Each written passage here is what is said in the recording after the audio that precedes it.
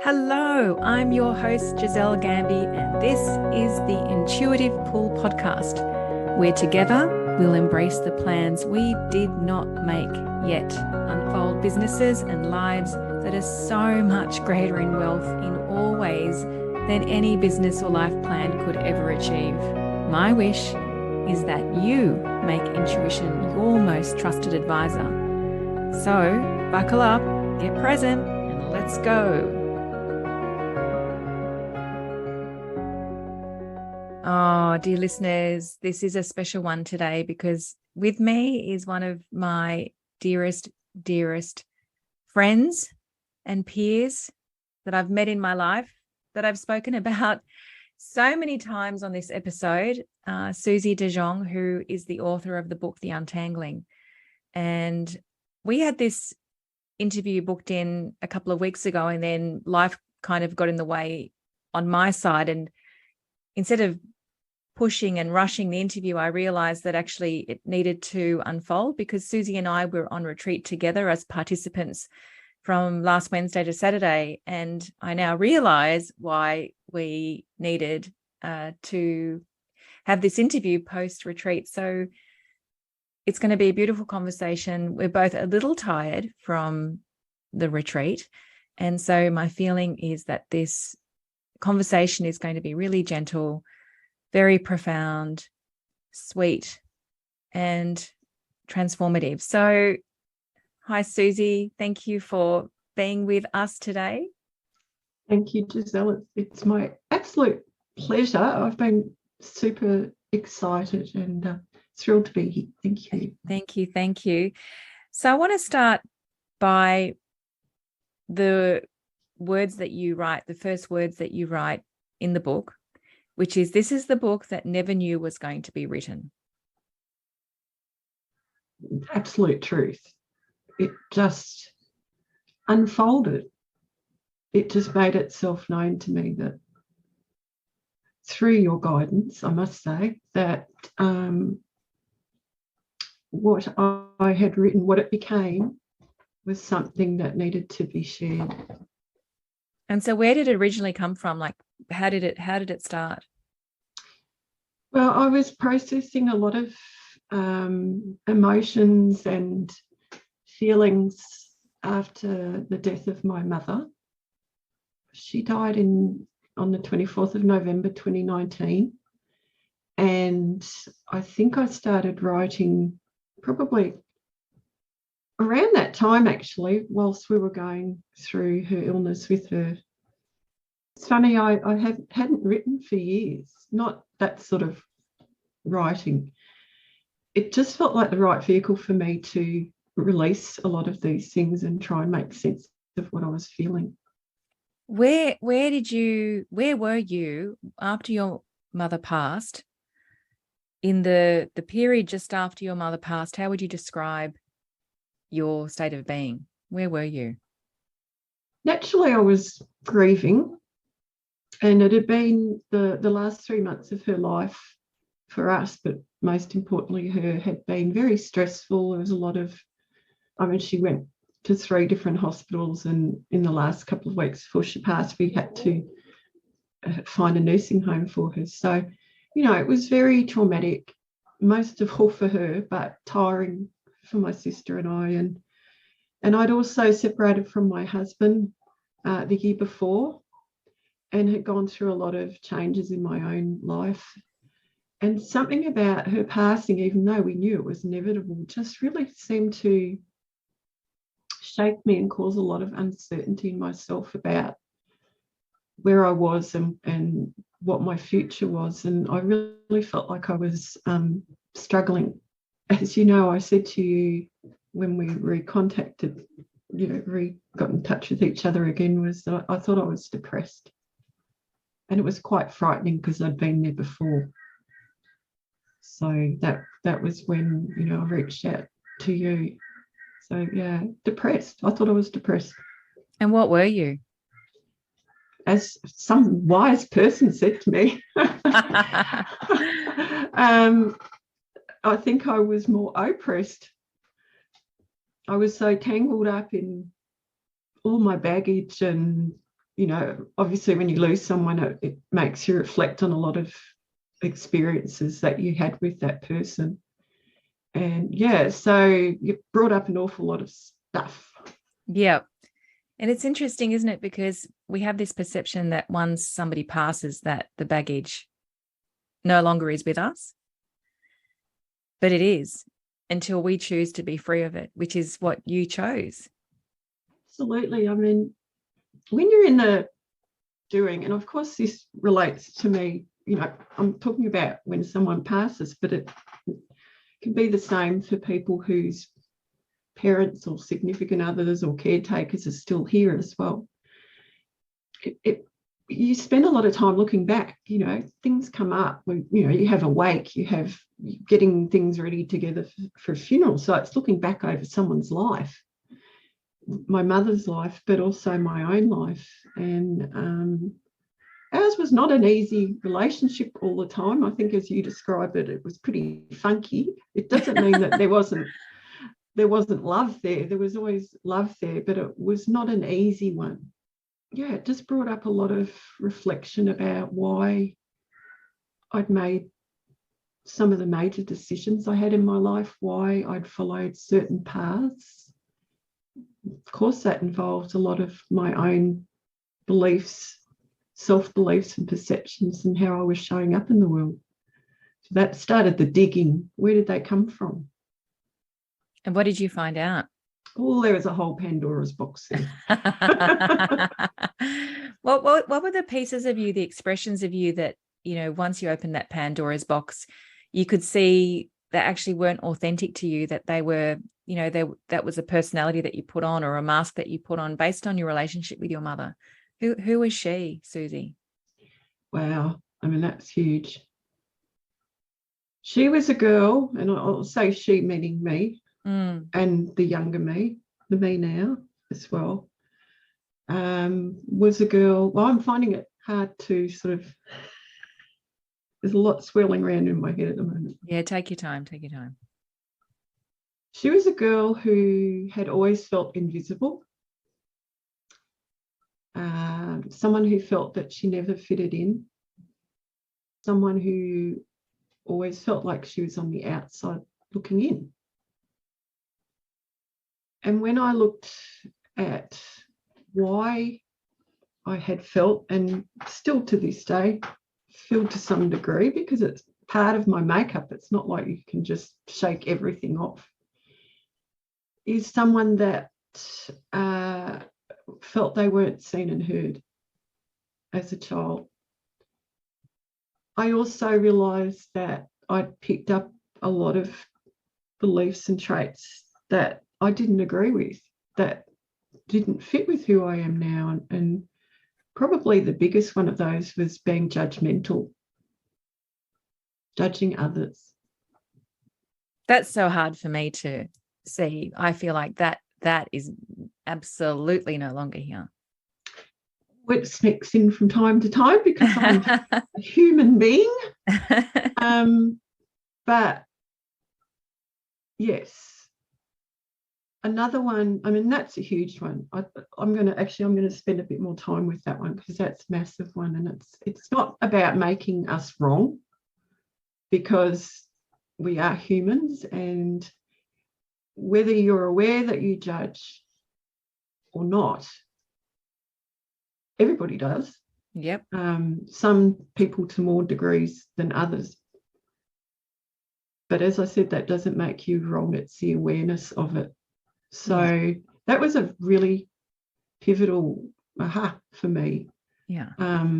Was looking at why I did that, and why I did that was because that was where I was brought up, to worry about what other people think, but also to judge them for how they think or how they show up.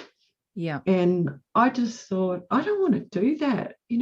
That's not me. I love people. I have a huge circle of people in my life that I just adore, and I don't, The other thing was, if I'm judging people, they're judging me right back.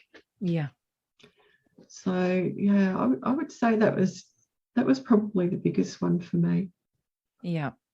I have a feeling, as these episodes create themselves just naturally, and I can, feel the energy of what's here. There's such a tenderness here. There's such a tenderness here. And I feel that the listeners will be sitting back, going into their own tenderness. Yeah. Into their own inquiry around, wow, who did I become as a result of my relationship with my parents? Yeah. Did I feel invisible? Did I feel like the one that wasn't heard? Did I feel the one that needed to be the perfect one? Do I still feel like that? Do I judge? Where am I judged?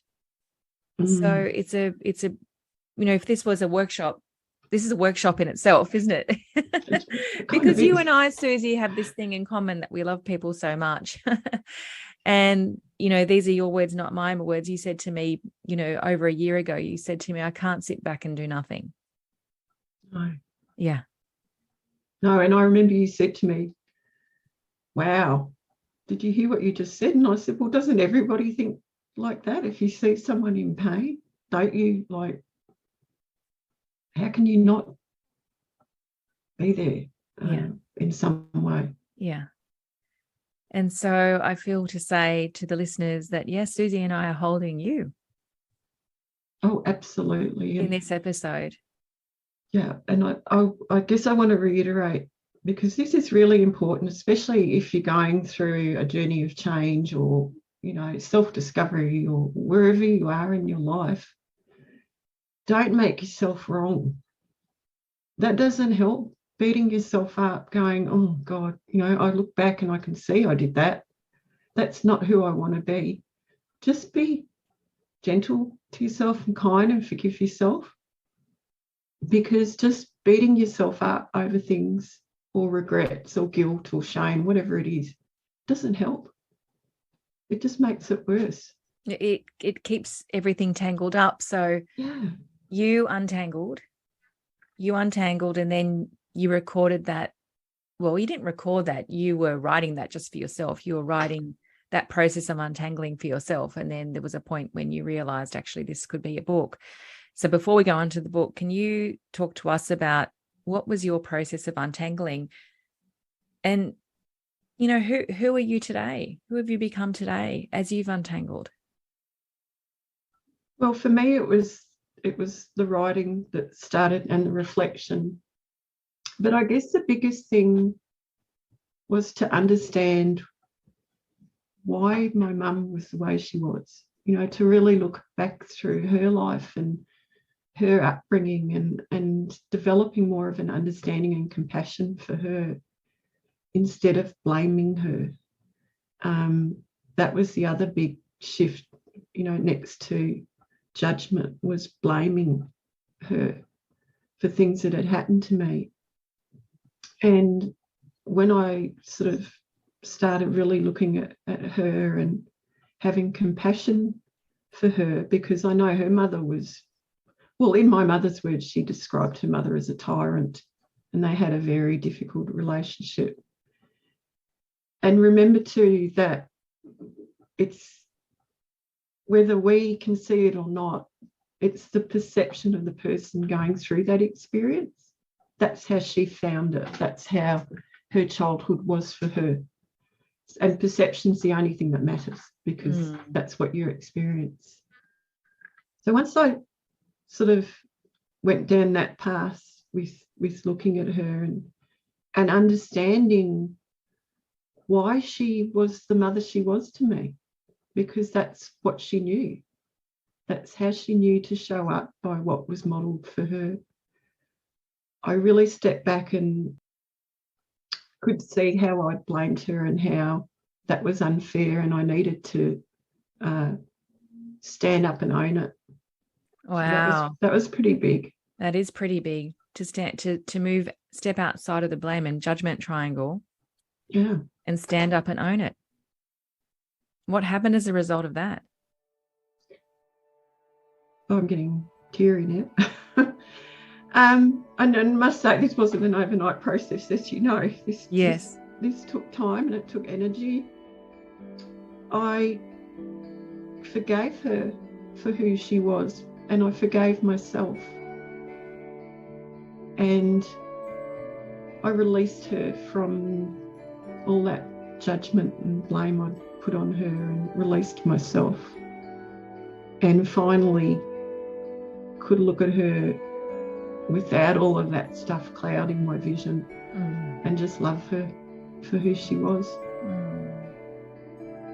That's so beautiful. And what was the impact of that on you, on your state of being, from the one who thought she was depressed? What was the consequence of that? I was just so much lighter. I went off my antidepressants. I realised I wasn't depressed.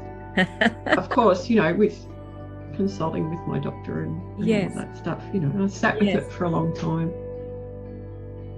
Yeah, it just freed me to get excited about the future again, because before I went through that process, and I've got tears running down my face now, I couldn't see beyond the next week. I couldn't. I'd had a business before. I'd let that go through all of this. I just couldn't get excited about anything. I couldn't see anything ahead of me in the future. So when I, had this beautiful experience and understanding, it lifted all of that. And I just felt me again. For the first time in my life, I felt me. Wow. Not little Suzie, not Suzie through her 20s, 30s, 40s, 50s, but I actually, for the first time in my life, liked who I was, and felt joy. I felt light and joy and excited again. How beautiful, isn't it? Isn't it just so miraculous? Isn't it? It's just so miraculous. The power of compassion, the power of forgiveness, the power of standing up and owning it and taking the blame towards others and the judgment towards others away.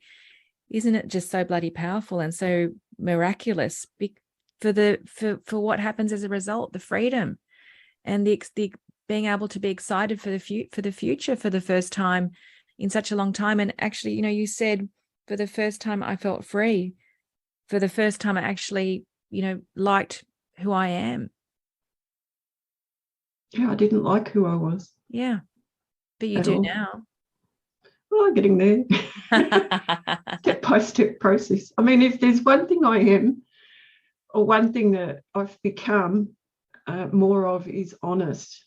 Mm-hmm. So I'm not going to sugarcoat things, and things take work. But as I think I've said to you on the weekend, when you get to a certain point of your life, and I find this a lot with people, of my generation, 60s and 70s, and you get to a point in your life, it's like this line in the sand, and you look back and you think, bloody hell, that's a big chunk of my life is behind me. Yes. Not too sure how much of a chunk is ahead of me. How do I want to live this? What do I want to make the most of it. I want to enjoy my children, my family, my friends, everything around me. And I think until you do that, you're really robbing yourself and those around you from experiencing that. Oh, what a perfect expression, that you're robbing yourself. What a perfect expression. And this is the thing that I love so much about your process and what you demonstrate, is that you have the power through your perception, through how you hold things, to be free.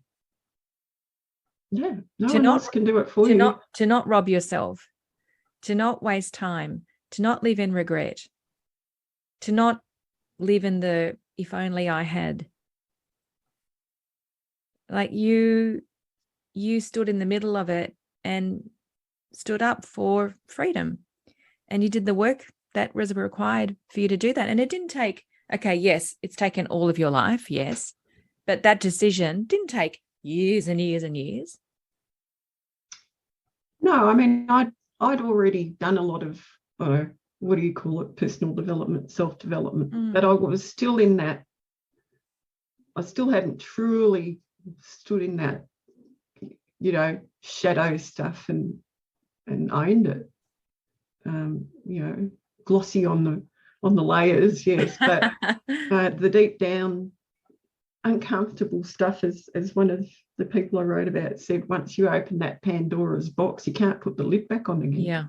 Yeah. It won't let you. There's this little voice that just won't let you.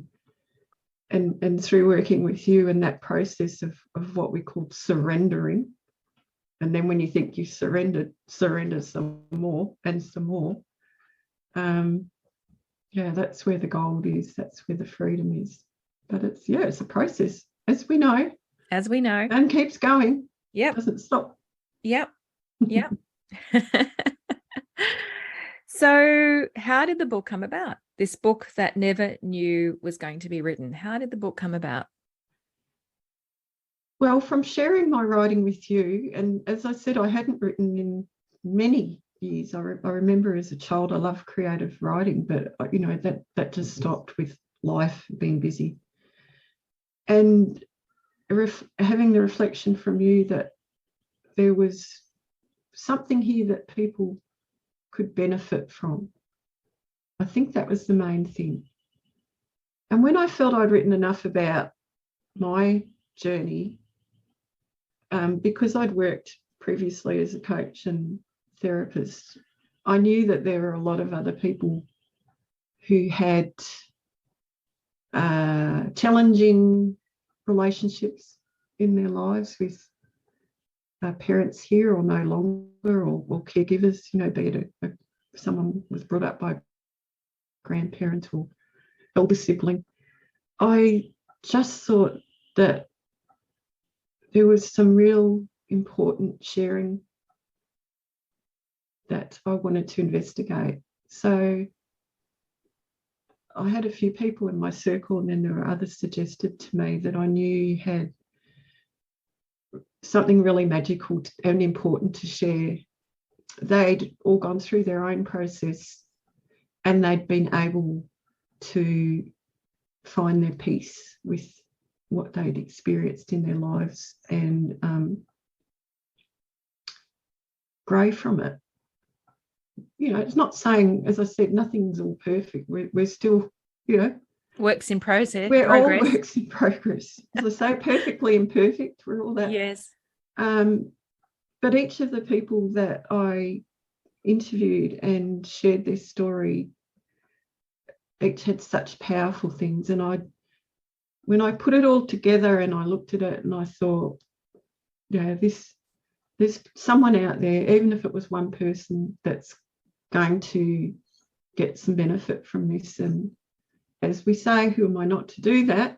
Mm-hmm.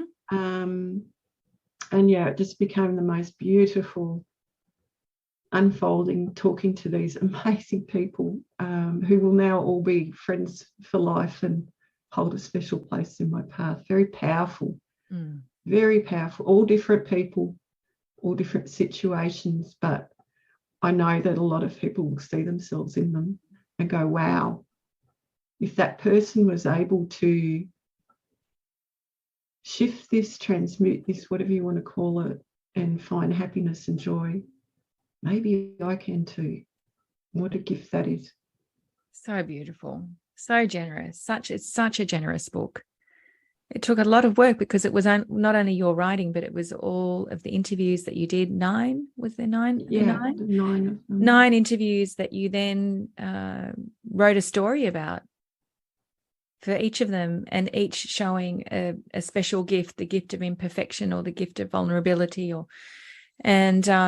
such a generous book. And I agree that, I've read it myself, and there are times when I was reading that absolutely I could recognize myself in the stories that you were sharing, not only in yourself, but being the perfect child, being the good one, the good girl, but also other people's stories. So it's this book is such a gift. And I also want to say that Suzie and I were dousing ourselves last year in A Course in Miracles work. So I've talked about A Course in Miracles in the past, where I bought, the book. It looks like a Bible, even even the pages are so paper thin, like a Bible. And I was never able to read it when I bought it years ago. And then last year, was last year, wasn't it? Yeah, last year it was like these words were just making sense to both of us, weren't they? They were just feeding us and fueling us. And I know that the energy of A Course in Miracles, a miracle being defined as a shift in perception from fear to love, is the undercurrent of this book. Oh my gosh, that changed my life. I know that sounds dramatic. I am dramatic sometimes. Wow. Of course, having it broken down into easy ways to absorb it was wonderful. But that was. It sounds quite dramatic though to say it changed my life, but it did. It did. Yeah, I agree. Not that you have to remember, the lesson names or anything like that, but if you could say what the biggest impact A Course in Miracles had on you, what was that? I think it came back to that judgment thing again. Because that's a big one to shift. Not to go in with preconceived ideas about someone when you meet them, or yes, you read something about them. It's so easy to do that. Yes. It's like you don't even realize you're doing it. You just do it. It's just part of the way we run our lives. But just to take that away and just experience someone, and it's a perfect example of when we went away on the retreat this weekend. There were people there that I didn't know. It would have been so easy for me to look at them and sort of take their agenda, take their number, whatever you want to call it. But to go in there without that and just realise how everyone has their beauty, everyone has their magnificence, everyone has gifts to give.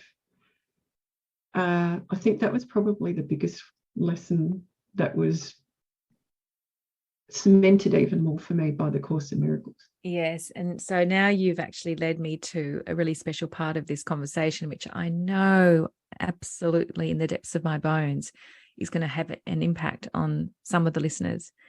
And it's how you reconciled with your husband, who I didn't even know that you were still married to. I thought he was an ex-husband. I didn't know he was a husband that you were separated from. So can you talk to us about that? Because what you've just talked about, our preconceptions and our judgments on how we see things really is what gets us in the way of joy and connection and appreciation of ourselves and each other. Yes. Well, I'll try and condense it. It's not an encyclopedia. But I've been with my husband for 17 years. So I met him when I was 39. And we had a lovely life together, and he's a wonderful man. But through my own journey of personal development and growth and I guess understanding spirituality a bit more, and he was the opposite of that. I'm the glass half full and he's glass half empty, and he's very black and white, and that's great. We need people like that. I'm foo-foo and tutti frutti and whatever bit out there. And I just, as I changed, he stayed the same, which is fine. But I started to judge him for that, and I could feel his energy around me, and it was like it was bringing me down. It didn't mean I didn't love him. I just felt like I didn't fit. We didn't fit together anymore. And I tried to talk to him about it, but him being the way he is, the way he was brought up, which is, Dutch background, don't talk about your feelings, don't talk about your emotions. Certainly men don't. He couldn't engage in those conversations with me. He actually said he really wanted to, and he'd have the words in his head, and he just, when it came to it, he just couldn't. And so I walked away from that relationship. When was that?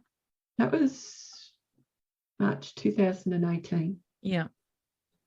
And for the first time in my life, I mean, that was a huge thing, and people around me didn't understand it. I didn't even understand it. But I just had to follow where I was being led. And so it was just a journey of discovery for me. I'd never lived on my own, ever.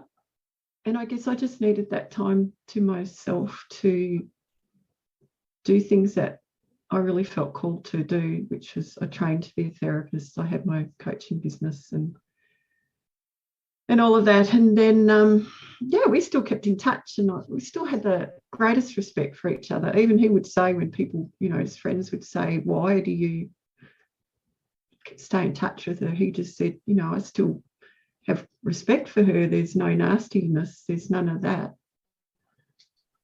Yeah, and through that process after Mum died, I mean, I've written about this in the book, but I came to the realization one day that he really loved me. Like no one else in my whole life had loved me. And maybe that the reason it didn't work out was that I didn't know how to accept that. Wow. Because I didn't think I deserved it. Wow. I'm just feeling that one. That's just enormous. Yeah. And the reason I didn't think I deserved it was because I didn't think I was enough. Because sorry.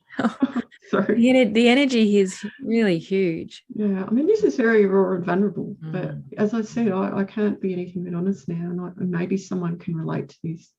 Is that the being the seen and not heard child, the not having a voice, the feeling invisible made me feel not enough.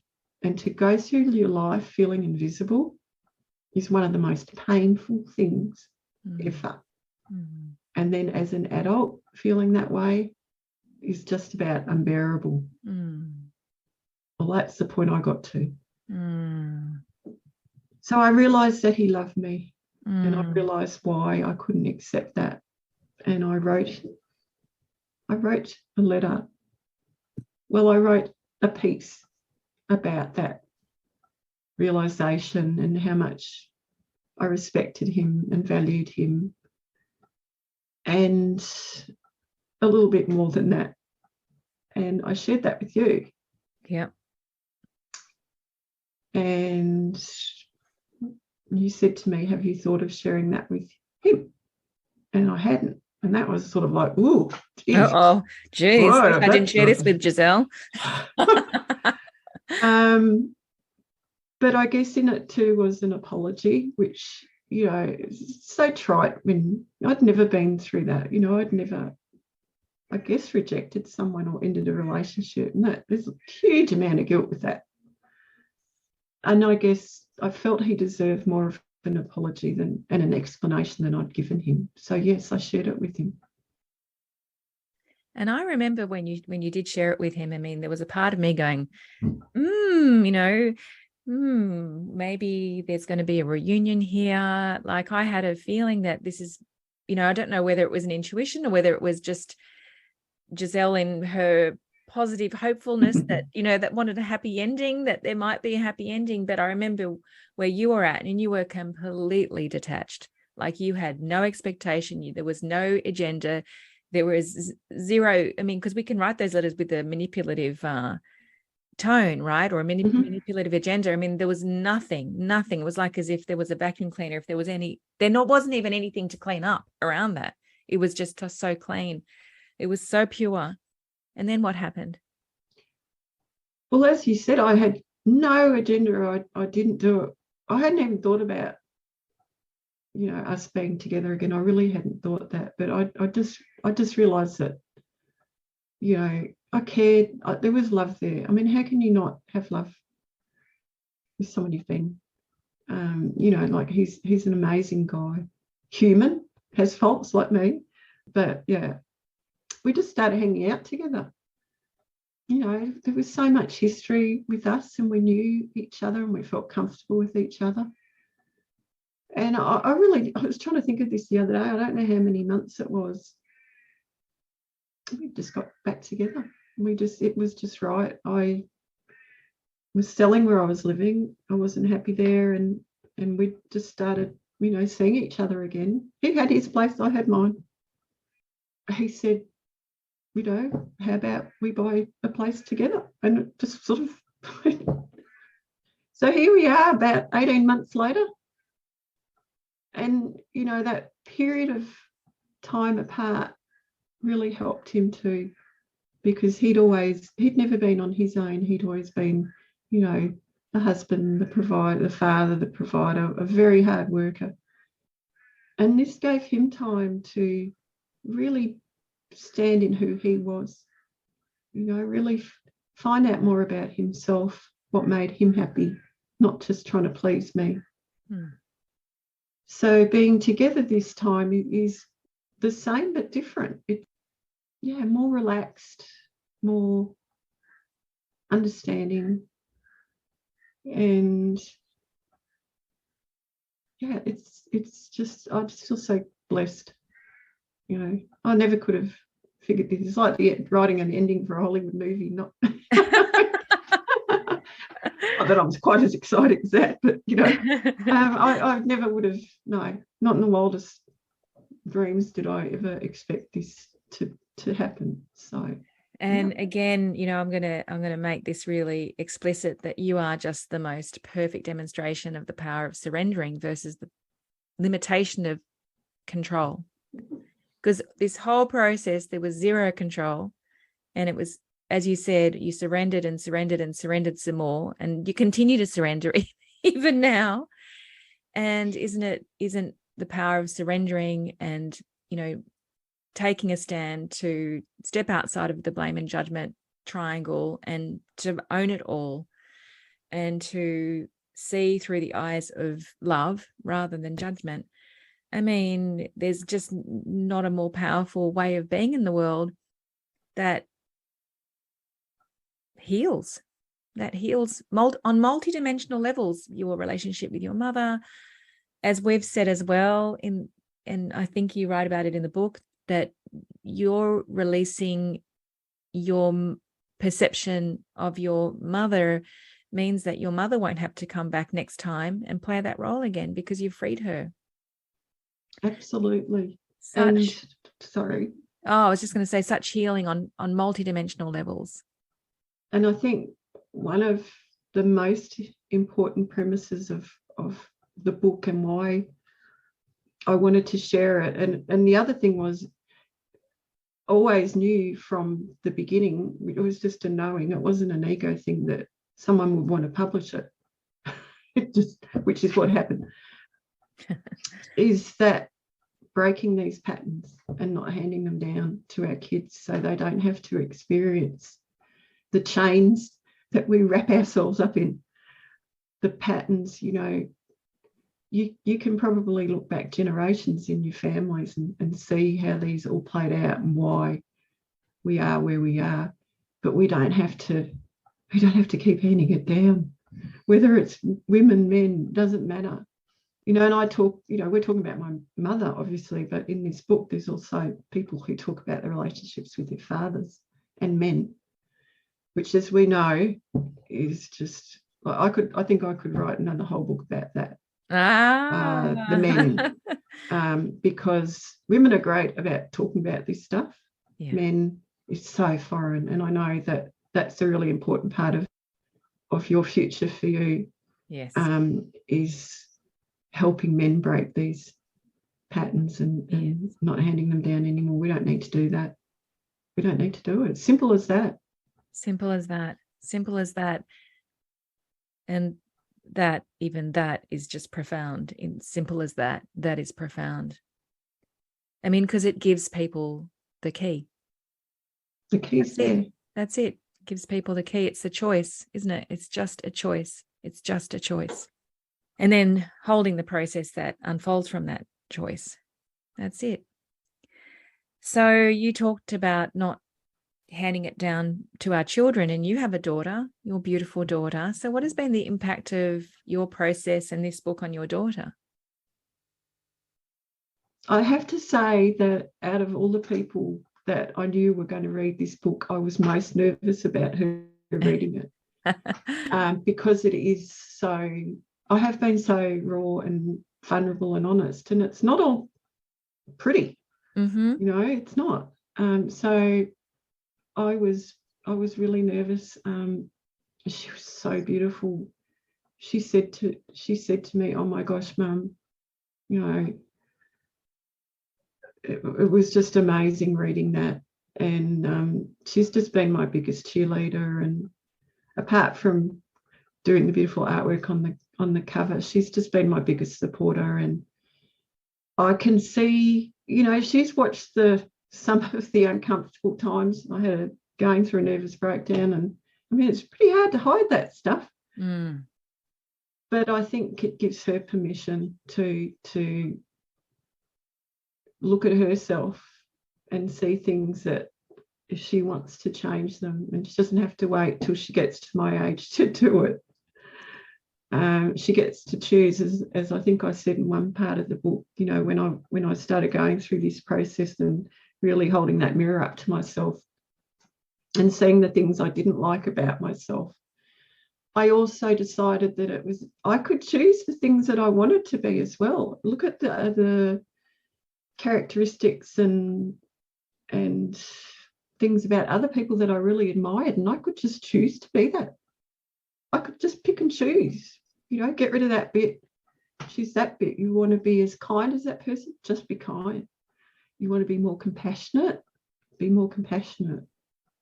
And so I hope from that, well, it's just brought her and I closer together. But I hope from that she will too have that freedom. That bit definitely brought tears to my eyes. Because, as parents, our natural default is to want to protect, right? Oh, I mean, it's hard not to. Even now, I mean, I get told off, don't worry. And yet what you're offering your daughter is the ability to trust whatever is here and to accept whatever is here and to go through her own untangling. And as you know, with your untangling, it wasn't always pretty. No. But the outcome is beautiful. Freedom, joy, being excited for your future for the first time. And there are many expressions of Suzie that are yet to be shared with others. I mean, there's a very, very funny expression of Suzie. Susie's sitting in her dressing gown talking to me on Zoom right now. And Susie's got a new vision about interviewing people in her dressing gown. And they can be in theirs. And they can be in theirs with a glass of wine or whatever it might be, because as Suzie discovered through the book, or was reminded through the book, she loves getting to know people. And in that getting to know people, there's a transformation that happens. So watch this space for the next unfolding with Suzie. And the way that I want to end this interview is I opened the interview by saying that we had this scheduled a couple of weeks ago, and then the diary was just way too full and felt overwhelming. So I said, let's leave it. And then I had this thought, we're going on retreat together. Maybe it was premature for us to have the interview. Maybe we needed to be on retreat together and then have it. So what do you see? What do you see the perfection of that? Why did we have to have the interview after the retreat and the processes that we both went on? I think there was a lot more stuff to shift for me.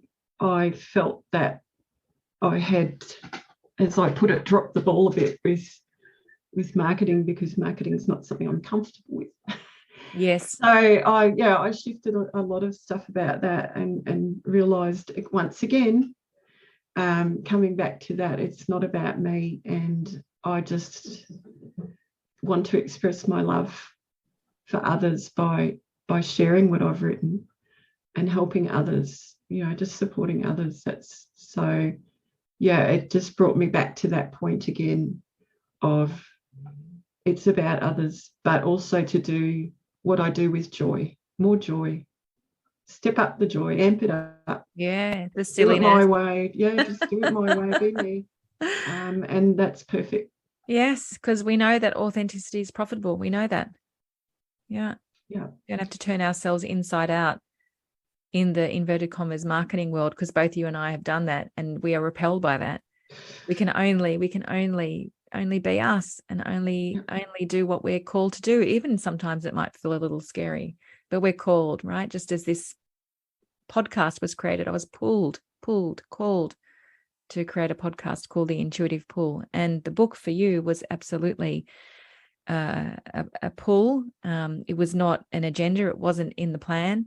This was the book that never knew was going to be written. And thank God it was, for the freedom that it's given you and for the freedom that it will give many others. And so for those who have listened to this, I know this is a really tender, isn't it? It's tender, this interview. It's not all hypey and excited and, and that's just okay. It's just, and not only okay, it's absolutely perfect. And so for those who have been touched by Susie's sharing and from this conversation, of course, the book will be in the show notes. I've already advertised it. I think I'm your PR person. Oh, it's wonderful. Thank you. Is there anything that you'd like to say to finish off today? First of all, thank you so much. I mean, for every aspect of you in my life, I just absolutely adore you. And without you, I wouldn't have reached this place. So thank you doesn't seem a big enough word, but my heart is open. Funny, the last couple of days since I've got back from retreat, your words have let grace do the heavy lifting, keep repeating over in my head. So I think that is just the most beautiful phrase. But I think what I would like to share with everyone is we're all deserving of this. Everyone is deserving to be untangled. Everyone deserves peace and joy and happiness. No one more than each other. We all do. And whoever's listening, you deserve it. So surrender. And surrender. And then surrender a little bit more. Hallelujah. I love you so much, Suzie. Thank you for being with us. Thank you. Thank you. I'd like to end this particular episode with a piece of writing that I wrote in June 2020, which is the writing that Suzie read and had her reach out to me. And thus our coaching began, actually for the second time, because we'd already coached a few years earlier. And the meme of this piece of writing that I posted on Facebook is, the one who feels less than is the one who opens the door for even more. How true is that in Suzie's demonstration? The one who feels less than is the one who opens the door for even more. Let me read you this particular post and see if it speaks to you too. I wrote on the 25th of June 2020, I'm looking for two very particular people to join the Mastermind program. One particular person I'll share here and the other in another post. Person one. They're the type of person who feels they don't belong in a mastermind. They do not see themselves as a figurehead, a leader, out there up front, having a following, being in inverted commas impressive. They're the type of person who feels insignificant and takes a back seat to others' experience and accomplishments. Sometimes they're happy here and other times resentful of their story, that they don't have the leadership capabilities that others they look up to embody. They've dabbled at the thought of coaching, but revert into self-doubt, ultimately believing they are not worthy to coach at a level that sets a high standard of the impossible made possible. But let me offer you this insight. The one who feels less than is the one who opens the door for even more, including the ones they feel inferior to. Out of the 9 people who currently are in the mastermind, 5 members fit this description, and many more before in the 7 years I've been facilitating this mastermind. Each and every one of these people have been catalysts for greater freedom, joy, connection, peace, leadership and impact, not only for themselves, but in their families. and each and every one of them has been the circuit breaker of dynamics within their family system, inherited from generations before, that have been the antithesis to the freedom and fulfillment they now enjoy. As I said, the one who feels less than is the one who opens the door for even more, with one critical distinction. They decided to make themselves worth mattering and live a life of no regrets. And that decision not only impacted them, but the lives of many. Because an act of self-worth is benevolent in nature, whilst it appears to be an act directed for self, the paradox of self-worth is that you give to others through the very act of giving to yourself. The one who feels less than has felt this intuitive impulse. They have felt the misalignment, the lack of wholeness, the what could be. The ones who opened the door for even more did so because they made themselves worthy of following this intuitive impulse. An impulse with little logical definition, yet predisposed for creating a better, more loving world, beginning with the world within self first. Let's have that conversation that could be the conversation that changes everything. Thank you, Suzie, for having had that conversation with me, having read that post. And may this tender, very tender episode, speaking to those in particular who also feel invisible, let this episode be one that catalyzes them to read your book, Darling Suzie, and should they feel pulled to follow in your footsteps and to join the mastermind, to reach out to me. As always, all details are found in the show notes. Lots and lots of love. Ciao, ciao.